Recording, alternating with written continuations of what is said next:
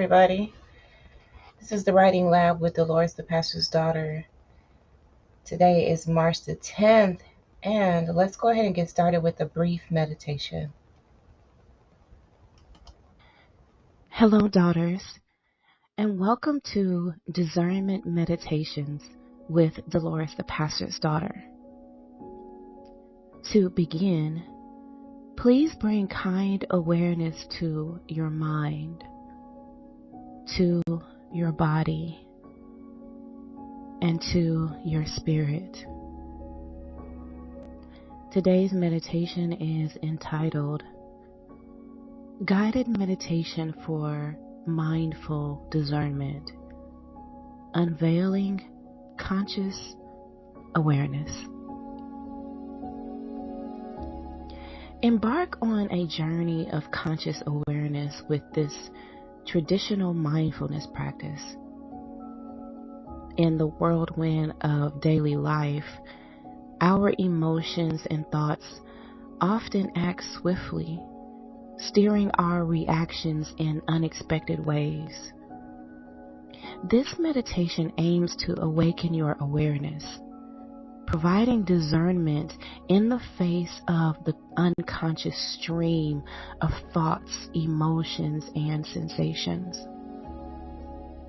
In a world where our responses are often hijacked by fleeting thoughts and emotions, this practice empowers you to reclaim control. By noticing, naming, and ultimately discerning these internal processes, you create space for intentional responses rather than impulsive reactions. To begin, find a comfortable position, sitting or lying down, and close your eyes. Allow your attention to gently scan your body for physical sensations, acknowledging cold or heat, tightness or relaxation. Start noticing thoughts or emotions passing through. As you observe, name what you notice with one word: thinking, feeling, or sensations. Avoid self-judgment or criticism. Add a label. Congratulate yourself for noticing and observe what unfolds next. This simple step creates a space between you and your experiences, offering the choice to follow or let them be. Extend your awareness to treat all your thoughts as just thoughts and all emotions as just emotions. Whether it's a mundane thought about dinner or a profound emotion about income loss, acknowledge them as noticed and named, fleeting experiences. Recognize the impermanence of thoughts and emotions. They come from somewhere and disappear again, regardless of their content. Hidden in the first two steps, this phase unveils a part of you that isn't entangled in thoughts. As you notice and name, sense the awareness that witnesses experiences without being caught in them. This witnessing awareness is a refuge, offering calm and peace. With practice, it becomes familiar, providing relief to those occasionally overwhelmed by troubling thoughts and emotions. The two wings of this practice empower you in challenging times. The first wing teaches a lighter touch on thoughts and feelings, allowing them to move freely. The second wing connects you with a calm, ever-present space within, an oasis in hard times that becomes more accessible with regular practice.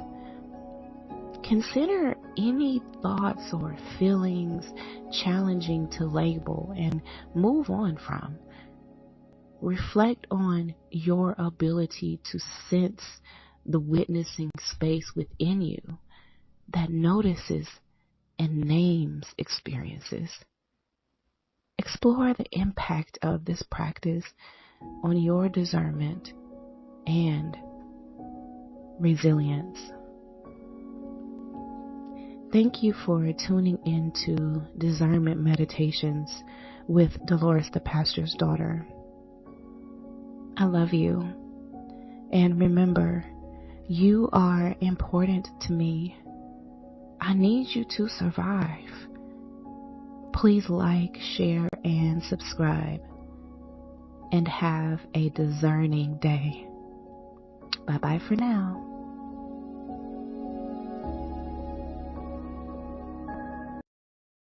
Welcome to this. Good morning, good morning. How are you? This is the lab. Good morning, everybody. Y'all are in here. Y'all are ready for the lab this morning. All right, get your writing supplies together, and we're going to get started writing in just a few minutes. I'm going to go over the quote for the day as well as the excerpt from the Tell the Truth Daughter manual to help us get started this morning. It's good to see y'all on the live this morning. Make sure you have your supplies together, and let's get started here in just a minute. Today is March the 10th, 2026. We are in week 4, day 2 of week 4 of the 6-week writing labs with Delores, the pastor's daughter. Hello, beautiful day. Hello, beautiful day. And hello to the beautiful daughters that are on this live stream. Get your writing supplies together.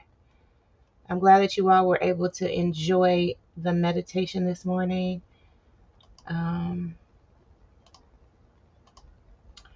Okay, why am I having difficulty? Why, y'all, I do this every single morning.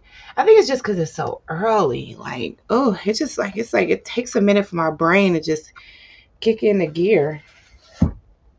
Okay, so yesterday we talked about the scenes and what belongs in your book. Okay, we talked about the scenes that belong in your book. Okay, so today we're going to continue the list that I started. I started yesterday. I gave you all 3 bullet points, and so I'm going to give you 4 more. Okay, today. Well, let me start off with reading chapter 4 again. When you start, hold on, y'all. Gotta make every moment count. Okay, y'all, on the vibration plate. When you start writing a memoir, it's tempting to include everything. Every memory, every slight, every argument, every detail you finally see in hindsight. So when you get to the point where you're writing your book, you're like, what do I even include? I tell you all right now at this stage, just include everything for now. You can edit yourself later. But also you can save yourself a little bit of time if you have some type of vision for where you want your book to go. Okay? It says here, but your story becomes powerful and publishable. Okay? Because when you do finish your book, you want it to be publishable. Okay? When you learn to choose the moments that shaped you. And that's the key here. These are the moments that shaped you. These are the moments that had a definite impact, a definite correlation to who you are today. Like, they definitely played a major part. Okay? Does that make sense? Not every moment deserves a chapter, but every chapter deserves meaning. Start by identifying the turning points. And this is the list I'm going to give you, okay? So listen up really closely. These are the scenes where Something clicked, something cracked, something felt wrong. And then this is the additional list. Okay, I gave you those three yesterday. Here's the addition to the list. Something fell off, something woke you up, something shifted your belief, something changed how you saw yourself or others. Turning points are the backbone of a memoir. These are the scenes that move the story forward. Okay? These are the scenes that give us more and more and more of a viewpoint of who you are, what shaped you, the events, the lessons learned, the discernment, whatever you got from the situation. Okay? Does that make sense? All right. So that's enough for today. That's enough to get you started. But these are the moments that had a impact on what shaped you and what made you who you are today. Okay? So I'm gonna go ahead and get this timer started. I've already been talking long enough, child. Okay. So here we go. Let me start this timer over. And remember, y'all, you can go to Million Reason in your own time and do your own writing sprints. But here we do two 50-minute writing sprints and a 10-minute movement break in between. And without further ado, let's go ahead and get started writing.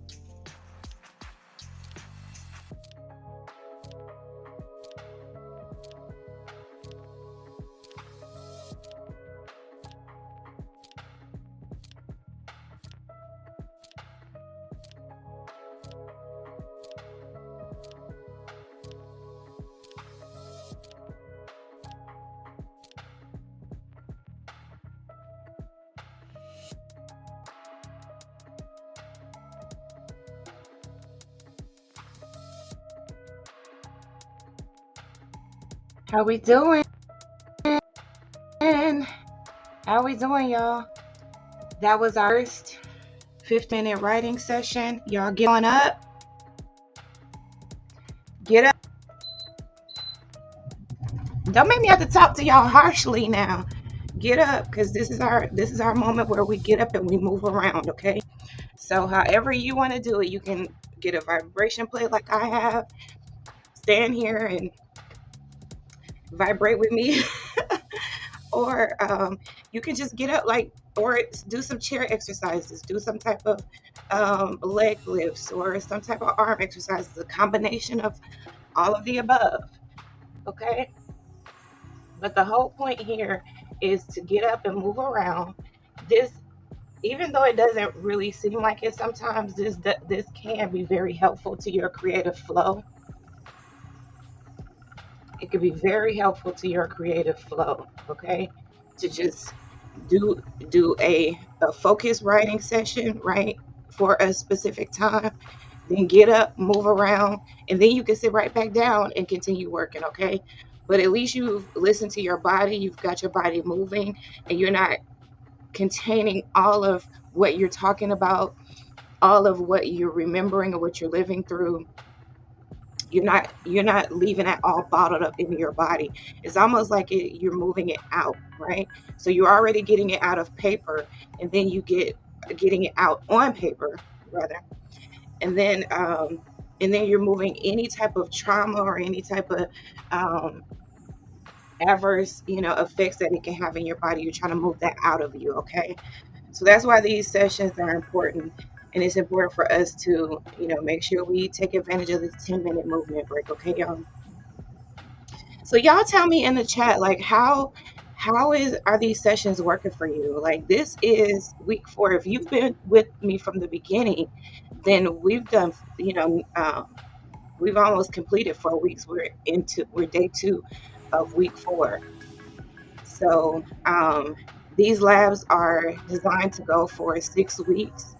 So, and then we go into another portion, right? We go into a more intensive portion. So I will have a writing intensive, a cohort that will help the ladies who are serious about your writing journey. If this sparks something in you, right, and it just got you started, and you're like, I could totally do this, especially if you are dedicating the 2 hours a day to your writing goals, and you're finally seeing the results. You're seeing that your manuscript is taking shape, your outline makes sense, you have a flow, you have some stories, a good handful of stories that you want to include in your book. You have some good lessons learned you want to include in your book. You're starting to see things take shape, right? Let me know in the chat if you're starting to see things take shape. Like, just put in there, it's taking shape. Because what you'll see is that the more consistent you are, the more you get done, the more clarity you have, the more insights you have, the more healing you actually experience. I mean, think about the healing process. If you don't do anything but heal, okay, listen, that's enough. Seriously. So, if you're questioning, well, I don't know if I, actually want to put a book out into the world, don't let that stop you from writing it, okay? You don't have to put it out. You don't have to put it out as soon as you finish it. You can wait 10 years before you put it out. I've already written half of my memoir series, but I haven't put it out yet. Why? Because the timing isn't right. Simple as that. The timing isn't right. There's still more growth I had to do before I could put those books out. And that may be the same situation with you. You may find that, okay, I've written the book, right? I've gone through that part of my healing journey. This has been a transformative process, but I'm not really sure I want to put my book out yet. Part of being a discerning, right, using your God-given gift of discernment, part of being a discerning author is recognizing timing, right?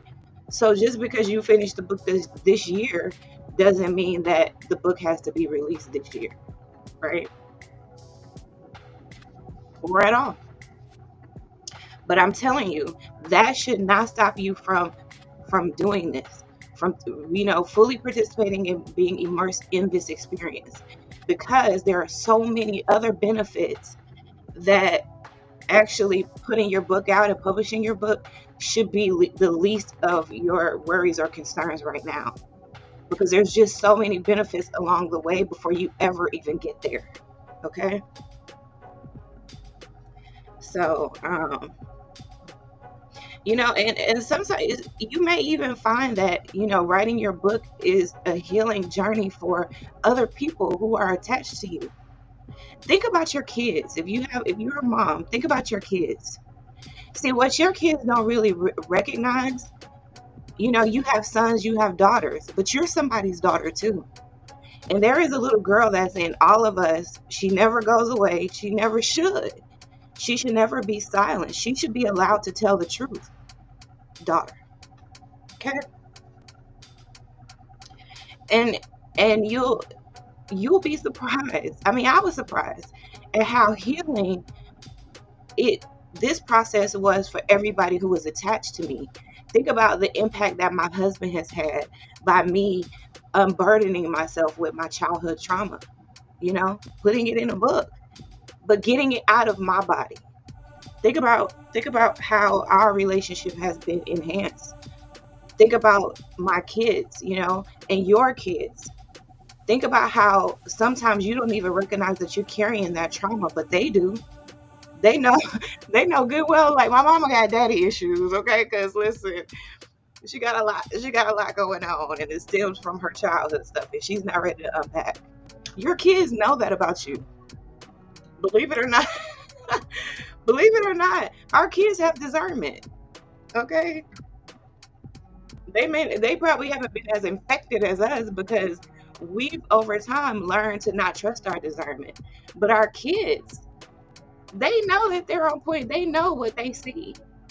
And they can see that you're hurting. And you've been hurting. And you've been taking it out on them.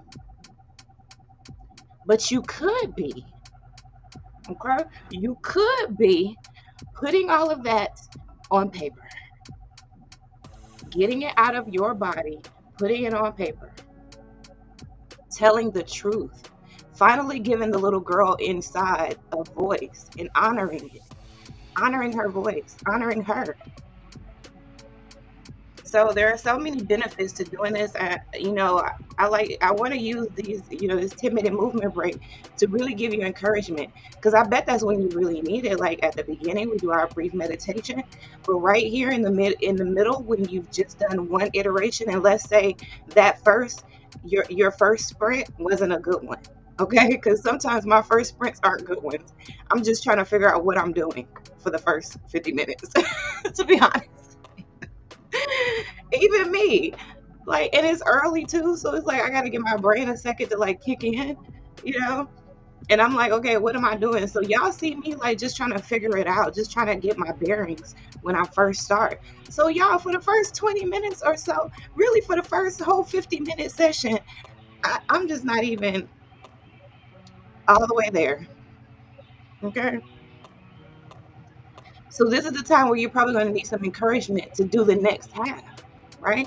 You need encouragement to continue this next 50 minutes, because you are going to see results. You'll see results from what you just did, but you'll see bigger results, more results, if you do this next half of this session. Keep on going, like keep pushing through. Y'all, think about it. How many times have you ended these sessions and was like, dang, that kind of like flew by. That wasn't that bad.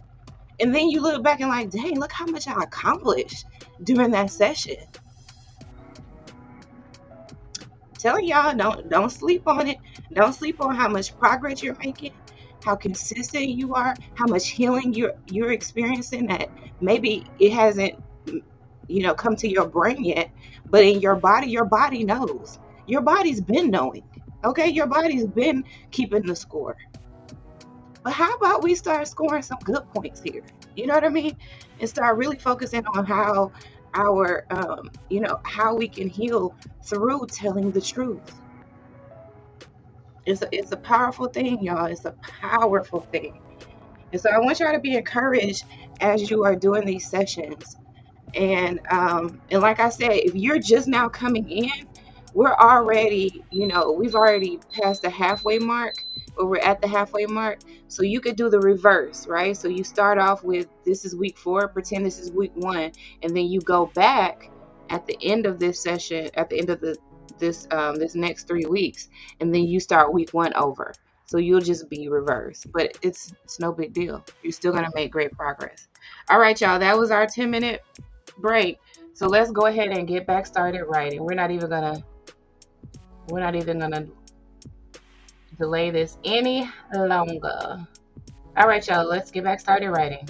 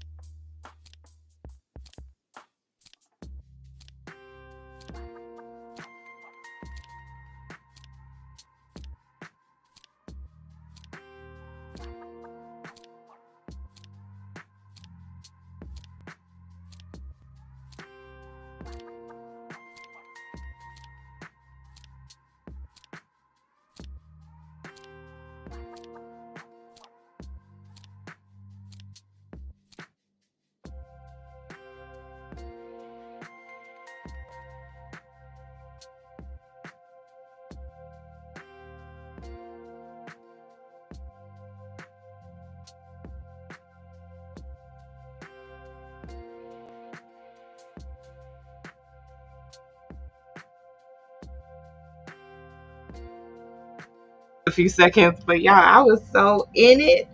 Okay, listen, I was in it, honey. I barely even heard the timer. All right, y'all. If y'all have been with me, honey, we have done two 50-minute writing sessions, one 10-minute movement break. Let me do another one while I'm sitting here talking to y'all. Let me know in the chat how that was for y'all. On your way out, you guys, please like the video and share the video. I know y'all know another daughter who has been saying, I need to write a book. I can write a book. I should write a book. I'm gonna write a book. Like, tell her that these are the sessions she needs to be a part of. She needs to be right here in the writing lab, the Tell the Truth Daughter writing lab, right here with Delores the Pastor's daughter at 6 a.m. Central Standard Time. In the chat, y'all let me know where you are writing from, wherever you are in the world. I want to see you some great creative energy as you go about your day. Maybe you'll continue working. I think I probably have a little bit of energy still left that I want to find me a good stopping place. So tomorrow morning I can pick back up wherever I left off. So that's what I'm going to do. And make sure y'all grab my memoir teaching manual. This is the Tell the Truth Daughter manual. Keep in mind that when you go to order this manual, it's going to have a different look, but it's the same manual. And I've since updated it since we've been doing these sessions. Okay, y'all. One of the things I was able to accomplish was updating the manual. So make sure y'all grab that. Grab my international best-selling memoir, The Pastor's Daughter Provoked. It's in my bookstore. The link is in the description. Also, I put a link to my pharmacy store where you guys can order the coffee that I drink in the morning or the tea. You can order the creams that I use to help me continue working to minimize my pain as I sit here and tell the truth. Okay, so I want to wish you all a great rest of your day. Y'all, if you don't do anything else, you have done a lot, okay? Trust me, you've done enough, okay? You've accomplished your writing goal for today. You were right here in the writing lab for 2 hours. You did two 50-minute writing sprints along with a 10-minute movement break, and we're doing one right now. So you should be proud of yourself. I'm proud of you. And I cannot wait to see you right back here tomorrow morning, 6 a.m. Central Standard Time, right here in the Tell the Truth Daughter Writing Lab. Okay, y'all, with me, your girl, Delores the Pastor's daughter. I love y'all. And remember, you are important to me. I need you to survive. Bye-bye for now.